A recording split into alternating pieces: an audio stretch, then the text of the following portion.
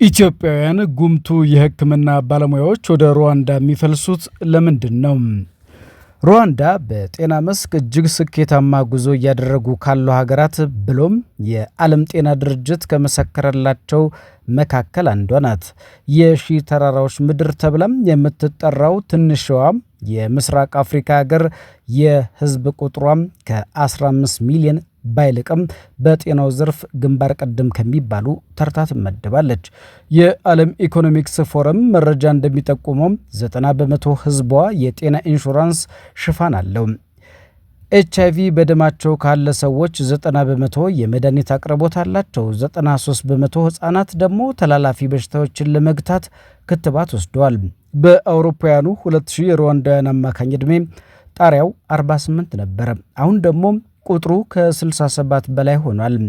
እርግጥ ነው ሩዋንዳ አሁንም በምጣኔ ሀብት እየዳበረች ያለች የምትባል ሀገር አይደለችም።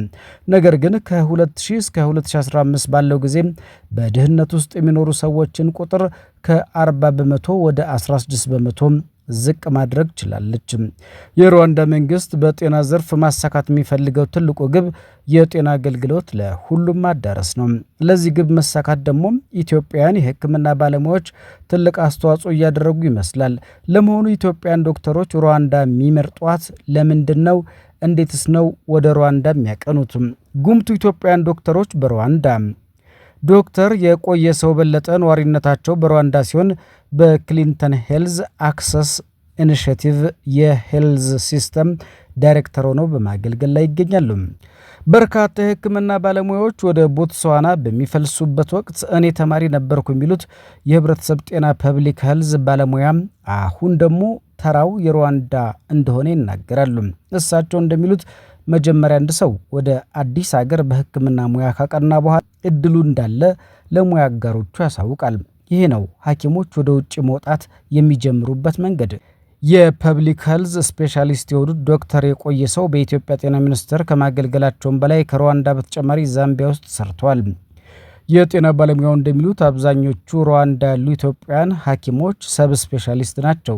ይህ ማለት ለምሳሌ አንድ ሐኪም በውስጥ ደዌ አሊያም በማህፀን ወይም በህፃናት ሕክምና ስፔሻላይዝድ ይደረጋል። ይህ ማለት ለምሳሌ አንድ ሐኪም በውስጥ ደዌ አሊያም በማህፀን ወይም በህፃናት ሕክምና ስፔሻላይዝድ ያደርጋል። ከዚያ በኋላ ለምሳሌ በውስጥ ደዌ ሕክምና የልብ ስፔሻሊስት ሊሆን ይችላል።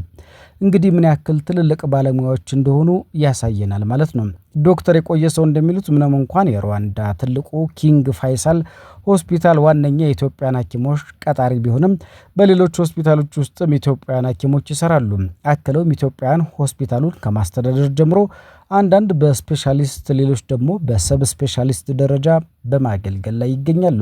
ዶክተሮች በኢትዮጵያና በሌሎች የምስራቅ አፍሪካ ሀገራት ስንት ይከፈላቸዋል የሚለውን ቢቢሲ በመረጃም እንደዚህ አጋርቷል። ቁጥሩን በምስሉ ላይ ትመለከታላችሁ። ዶክተር ዘሪሁን አበበ የኪንግ ፋይሰል ሆስፒታል ዋና ስራ አስኪያጅ ሲሆኑ ዶክተር ሀና አበራ ደግሞ የጋስትሮ ኢንትሮሎጂ ክፍል ኃላፊ ናቸው። ዶክተር የቆየለት እንደሚሉት ቢያንስ ከ20 እስከ 30 የሚሆኑ ኢትዮጵያን ዶክተሮች ሩዋንዳ ውስጥ ያገለግላሉ። የነርሶችና የአነስቴዥያ ባለሙያዎች ቁጥር ግን እምብዛም አይደለም። ለ2 እና 3 ወራት ወደ ሩዋንዳ መጥተው በሙያቸው ሰርተው ልምዳቸውን አካፍለው የሚሄዱ ባለሙያዎች አሉ። ፐብሊክ ሄልዝን ጨምሮ በሌሎች መስኮች በተለያዩ ትምህርት ቤቶች የሚያስተምሩ ከ10 እስከ 15 የሚሆኑ ሰብ ስፔሻሊስቶች እንዳሉ ዶክተሩ ይናገራሉ።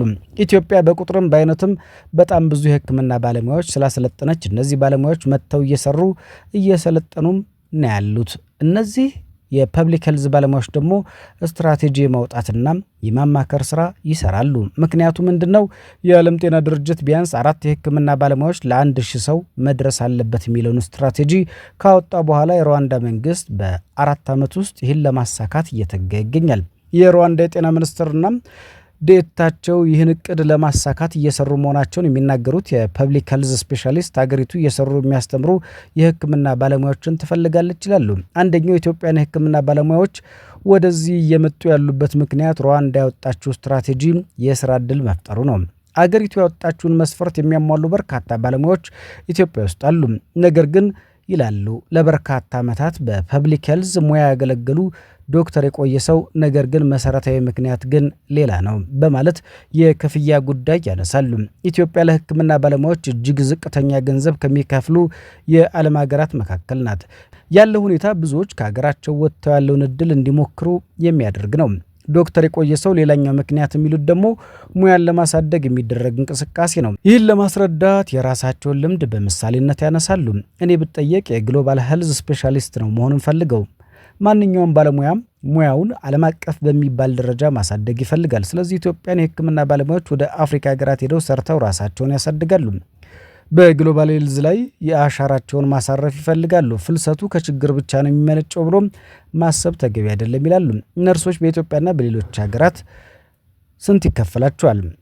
በአንድ ወቅት የጤና ሚኒስቴር ኢትዮጵያን የሕክምና ባለሙያዎች ወደ ውጭ ተጉዘው እንዳያገለግሉ ያወጣውን መመሪያ የሚያነሱ ዶክተሮች ግን አይጠቅምም በማለት ማንኛውም ባለሙያ ተንቀሳቅሶ የመስራት መብት ሊጠበቅለት ይገባል ባይ ናቸው። የሩዋንዳ መንግስት ጤናን ለሁሉም ለማዳረስ ያወጣውን ስትራቴጂ ለማሳካት ይረዳው ዘንድ ከዓለም አቀፍ ተቋማትና ተራድኦ ድርጅቶች ጋር እየሰራ ይገኛል። የዓለም ጤና ድርጅት USAID እና ክሊንተን ሄልዝ አክሰስ ኢኒሼቲቭን ጨምሮ በርካታ ዓለም አቀፍ ተቋማት ከሩዋንዳ መንግስት ጋር ይሰራሉ። ከኢትዮጵያና ከሌሎች ሀገራት የሚመጡ የሕክምና ባለሙያዎች በእነዚህ ድርጅቶች አማካኝነት ይመጣሉ የሚሉት ዶክተር የቆየሰው ጥሩ ጥቅማጥቅም፣ ጥሩ ደሞዝና መልካም የስራ ቆይታ አመሻሽተው ነው ወደዚህ ሀገር የሚያመጡት ሲሉ ያስረዳሉ። እኛ ኢትዮጵያም በስትራቴጂ ብዙም ባንታማም ስትራቴጂዎችን ለማሳካት የሚሆን የተመቻቸ የስራ ዕድል ሁኔታ በመፍጠር ላይ ግን ብዙ ይቀረናል። የጤና ባለሙያዎች በትክክል ስራውን እንዲሰሩ የሚያስችሉ ወይም ደግሞ እንዳይሰሩ የሚያደርጉ ተግዳሮቶች አሉ። እሳቸው እንደሚሉት ኢትዮጵያውያን የሕክምና ባለሙያዎች ወደ ውጭ ሀገራት ተጉዘው ልምድ መቅሰም የሚጠቅም እንጂ የሚጎዳ አይደለም። የጤና ባለሙያዎች አምርተናል፣ ሐኪሞች ሀገር ውስጥ አገልግለዋል። ሌሎች እድሎችንም እንዲያዩ ማድረግ ለሀገሪቱ ጠቃሚ ነው ብዬ አስባለሁ። አንድ ወቅት ላይ ሁሉም ሰው ወደ አገሩ ይመለሳል። ወደ ሀገራቸው የተመለሱ የጤና ባለሙያዎች እየሰሩ ያሉትን ነገር ስንመለከት በጣም የሚያኮራ ነው ይላሉ። ከሩዋንዳ ምን እንማር? ከ30 ዓመታት በፊት አስከፊ በሚባል የእርስ በርስ ጦርነትና ድህነት ስትታመስ የነበረችው ሩዋንዳ አሁን በጤና በቱሪዝም እንዲሁም በሌሎች መስኮች በአፍሪካ ምሳሌ ተብላ የምትጠቀስ ናት። የዓለም ጤና ድርጅት በአውሮፓውያኑ 2018 ባወጣው ሪፖርት ከ1994 የሩዋንዳ ዘር ጭፍጨፋ ጄኖሳይድ በኋላ ባሉት 20 ዓመታት የዜጎቿ አማካኝ ዕድሜ በእጥፍ አድጓል። ሪፖርቱ አክሎም በሩዋንዳ የጤና አገልግሎት ከመሻሻሉም በላይ የንጹህ መጠጥ አቅርቦት ከፍ ብሏል። የእናቶችና የህፃናት ሞትም ቁጥሩ እጅግ አሽቆልቁሏል። ዶክተር የቆየሰው እንደሚሉት ሩዋንዳ በጤና ዘርፍ ተጠቃሽ ሀገር ለመሆን የቻለችው ግልጽ ስትራቴጂና ተጠያቂነት ስላለ ነው። አንድ ሀገር አንድ የጤና ፖሊሲ፣ አንድ ስትራቴጂ ነው ያላት። እሱን ተከትለው ነው የሚሰሩት ይላሉ።